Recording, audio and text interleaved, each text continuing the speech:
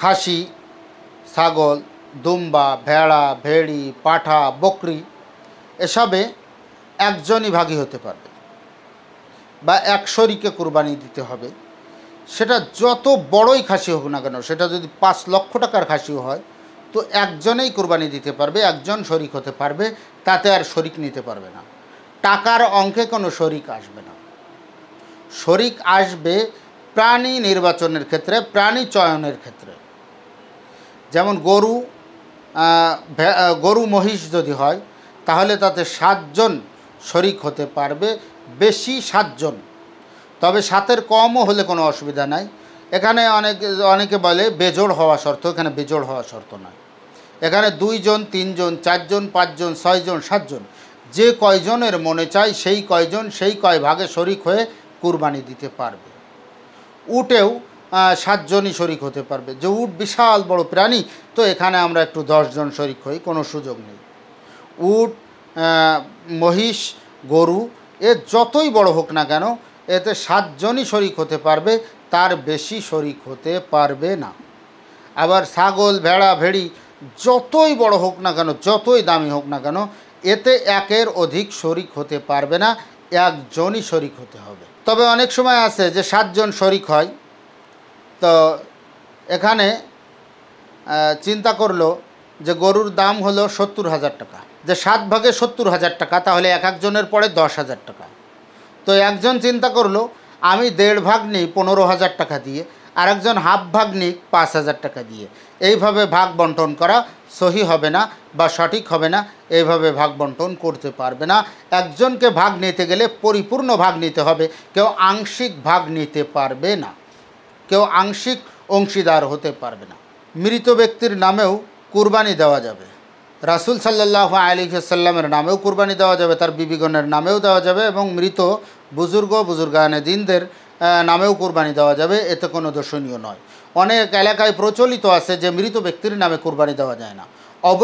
অবশ্যই মৃত ব্যক্তির নামেও কুরবানি দেওয়া যাবে, এবং এই কুরবানির সওয়াব ওই মৃতের আমল নামায় পৌঁছাবে, ওই মৃতের কবরে পৌঁছাবে। আল্লাহ তাআলা হয়তো যদি এমনও হইতে পারে যে সামান্য কিছু সওয়াবের কারণে সে জাহান্নামী হয়ে গেছে বা কবরে আযাবে এর সম্মুখীন হয়েছে, তার নামে একটা কুরবানি দিয়ে দেওয়ার কারণে এই কুরবানির যে সওয়াবের অংশটা তার কবরে পৌঁছে যাওয়ার পরে, এই সওয়াবের কারণে তার সমস্ত আযাব গজব বন্ধ হয়ে গেছে, সে জান্নাতের হকদার হয়ে গেছে, জাহান্নাম থেকে মুক্তি পেয়ে গেছে। রাসূল সাল্লাল্লাহু আলাইহি ওয়াসাল্লাম এবং তার বিবিগণ এবং বুজুর্গানে দিনদের নামেও কুরবানি দেওয়া যাবে, কোনো অসুবিধা নেই। 7 জন শরিক হয়েছে, এর ভিতরে একজন আছে লোক দেখানো বা গোস্ত খাওয়ার জন্য কুরবানি করছে, তো বাদ বাকি 6 জনেরও কুরবানি হবে না। এর জন্য শরিক নির্বাচনের ক্ষেত্রে অত্যন্ত সতর্কতা অবলম্বন করতে হবে। কারো ভিতরে যদি সম্পূর্ণ হারাম টাকা দিয়ে যদি শরিক হয়, একেবারে তার ইনকাম সব হারাম, এরকম হারাম টাকা দিয়ে যদি কেউ শরিক হয়, তাহলেও তাকেও যদি কেউ ভাগী নেয়, 7 শরিকের ভিতরে যদি সে আসে, তাহলে ওই পুরো প্রাণীর কুরবানিটাই ভেস্তে যাবে, পুরো প্রাণীর কুরবানিটাই হবে না। 6 শরিকের টাকা হালাল, কিন্তু 1 শরিকের টাকা হারাম। ওই 7ম শরিককে সাথে নিয়ে কুরবানি করার কারণে কারো কুরবানিই সঠিক হবে না, কারো কুরবানিই আদায় হবে না।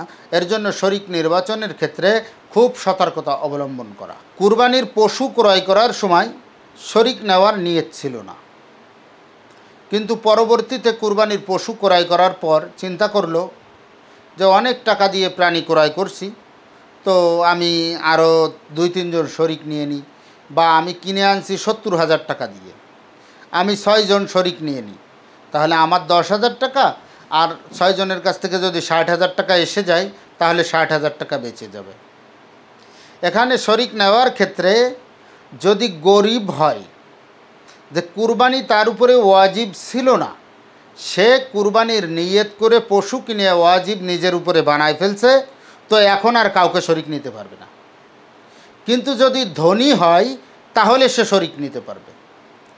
আপনার কাছে কেমন যেন কথাটা একটু বৈষম্য ভাব হয়ে গেল, যে গরিব মানুষ শরিক নিতে চাচ্ছে পশু কুরবানি করার নিয়ত করার পর, এখন সে শরিক নিতে পারবে না, কিন্তু ধনী নিতে পারবে।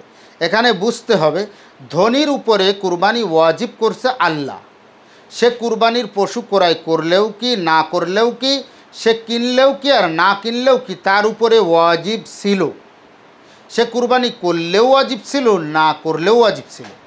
কিন্তু যে গরিব তার উপরে কুরবানি ওয়াজিব ছিল না, কিন্তু সে যখন পরিপূর্ণ পশু কুরাই করে এনেছে তখন আল্লাহর পক্ষ থেকে ওয়াজিব না থাকলেও সে নিজের পক্ষ থেকে পরিপূর্ণ পশু কুরবানিকে ওয়াজিব বানিয়ে নিয়েছে।